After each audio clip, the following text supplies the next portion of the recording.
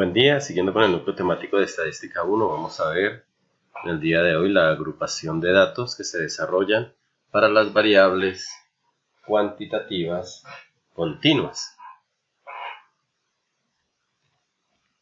El objetivo es que ustedes, los estudiantes, identifiquen la manera de hacer la agrupación de datos para la manipulación de información estadística. Y la competencia que van a desarrollar es desarrollar la agrupación de información estadística. Algunos criterios que se deben tener en cuenta para aplicar la agrupación de datos son: primero, que sean variables cuantitativas continuas, como lo dije anteriormente, y segundo, que el tamaño de la muestra sea mayor a 30, inclusive 30, es posible hacer la agrupación en este caso. El procedimiento para agrupar la información es el siguiente. Inicialmente, se debe ordenar la información de manera ascendente, es decir, de menor a mayor. Una vez organizado la información de menor a mayor, pues vamos a identificar de una manera fácil el mínimo y el máximo. ¿Para qué? Para poder calcular el rango. El rango se define como el valor máximo menos el valor mínimo.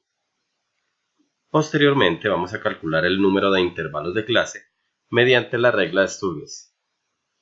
Esta regla de Sturges nos dice que el número de intervalos de clase es igual a 1 más 3.3 por el logaritmo de n, donde n es el tamaño de la muestra. Y recordemos que el orden operativo siempre es primero hacer el producto y luego hacer la adición. Posteriormente vamos a calcular el ancho de clase. El ancho de clase es ese intervalo o ancho que hay del límite inferior al límite superior. ¿Y cómo lo calculamos? El rango sobre el número de clases. Y es bueno tener en cuenta que el número de clases toma valores naturales. Posteriormente elaboramos los intervalos de clase de manera preliminar. Luego corregimos los intervalos de clase conforme al excedente que se presenta. Y finalmente pues hacemos el procedimiento para calcular la frecuencia absoluta, relativa, absoluta acumulada, relativa porcentual, entre otras, para la información dada. Veamos un ejemplo. La siguiente información muestra las notas de un grupo de 30 estudiantes. Ahí tenemos las notas y pues estas notas están dispersas, es decir, en este momento no se encuentran organizadas.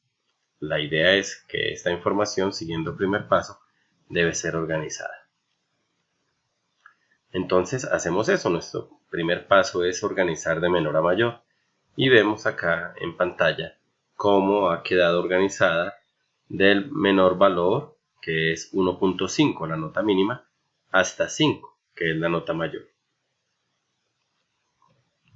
Posteriormente vamos a identificar el máximo y el mínimo. Y aprovechamos para calcular el rango. Como había dicho anteriormente, la nota mínima era 1.5 y la máxima 5. Por lo tanto, el rango sería el máximo menos el mínimo, que sería 5 menos 1.5, lo cual equivale a 3,5. Ese sería el rango. Posteriormente, calculamos los intervalos de clase mediante la regla de Sturges. Tendríamos que el número de intervalos de clase es igual a 1 más 3.3 por el logaritmo de n, teniendo en cuenta que n es el tamaño de la muestra. Por lo tanto, quedaría 1 más 3.3 por logaritmo de 30. Es importante recordar que el orden operativo nos dice que primero hacemos el producto de 3.3 por logaritmo de 30 y posteriormente le sumamos el 1, lo cual nos da como resultado 5,87. Como lo dije anteriormente, el valor del número de intervalos de clase es un valor natural. Por lo tanto, se debe aproximar a 6, que es el valor más cercano a 5,87. Hecho esto, se calcula el ancho de clase. El ancho de clase, que lo hemos denotado con la letra M, es igual al rango sobre el número de clases, ese valor 6 que acabamos de calcular. Quedaría 3,5 sobre 6, lo cual nos daría 0,58. Quiere decir que vamos a trabajar con un decimal, podemos aproximar ese ancho de clase a 0,6.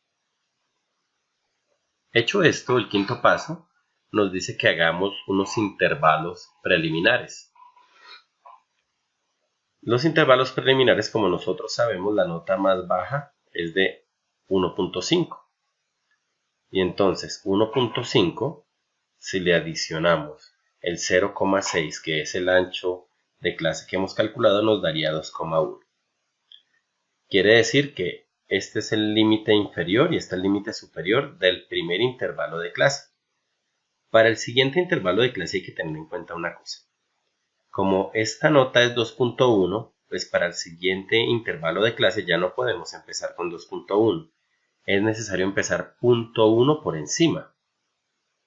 Porque en el caso que dejáramos acá 2.1 y acá 2.1, pues podría generarse la duda de en qué lugar iría una nota que justamente fuera 2.1. Por lo tanto, como estamos trabajando con un decimal, le sumamos a este 2.1, le sumamos 0.1, lo cual nos daría 2.2. Y recordemos que el ancho de clase es 0.6, al sumarle 2.6 nos daría 2.8. A este valor le sumamos 0.1 y nos daría 2.9. A este valor de 2.9 le adicionamos 0.6 y nos daría 3,5. A ese 3,5 le adicionamos 0.1 para el siguiente límite inferior de la siguiente clase y al sumarle 0.6 nos daría 4,2. Le sumamos 0.1 para la siguiente clase y al sumarle 0.6 nos daría 4,9. Finalmente al 4,9 le sumamos 0.1, lo cual nos daría 5, que al sumarle 0.6 nos daría 5.6. Acá tendríamos 1, 2, 3, 4, 5 y 6 clases que la habíamos calculado. Pero resulta que vemos que acá está empezando desde 1.5, que es el límite inferior o la nota más baja que tenemos nosotros, y acá está finalizando en 5.6. Nuestra nota más alta es 5. Por lo tanto, tenemos un sobrante o un excedente de 0.6. Este 0.6 que nos está sobrando, debemos distribuirlo uniformemente entre el intervalo, este primer intervalo y el último intervalo. Es decir, el 0.6 puedo distribuirlo 0.3 antes del 1.5, de manera que acá me sobre 0.3 y no 0.6. Me explico. Es decir, que este 1.5 le puedo restar 0.3, lo cual me daría 1.2. Y si vuelvo a hacer los intervalos desde 1.2, acá me va a sobrar 5.3 y quedaría uniformemente distribuido este exceso. Veamos cómo se desarrollaría.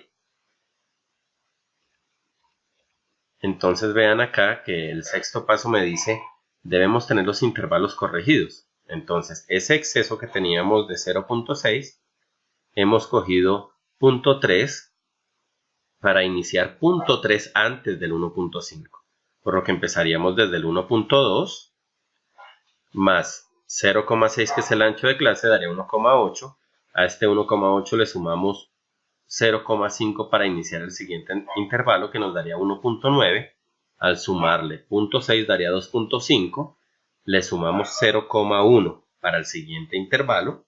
Luego le sumamos 0,6 y tendríamos 3,2.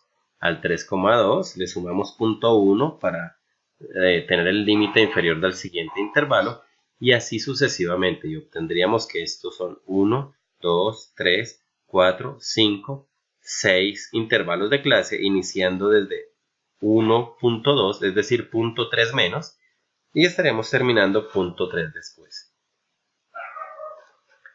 Una vez que tenemos eso, pues calculamos las frecuencias. Acá tenemos los intervalos de clase ya corregidos y acá tenemos la información. Una vez tenemos la información, pues podemos verificar cuántas notas caen en el rango de 1.2 a 1.8 y vemos que hay 2 noticas. Luego verificamos cuántas caen entre 1.9 y 2.5. Acá tendríamos 2, 4, 6 noticas. Luego entre 2, 6 y 3, 2 tenemos acá 3 noticas.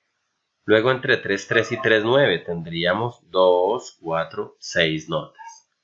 Luego entre 4 y 4, 6 tendríamos 2, 4, 5 notas. Y finalmente entre 4, 7 y 5, 3 tendríamos 2, 4, 6, 8 notas. Y ahí tendríamos con esos colores indicado cuáles son las repeticiones o los números que entrarían en cada uno de esos rangos o intervalos de clase que hemos definido. Por lo tanto, quedaría los intervalos de clase, como los dijimos anteriormente, más esta columnita que es la frecuencia absoluta, que es el número de repeticiones que habíamos aplicado color en la diapositiva anterior. Y tenemos acá que la suma nos daría 30.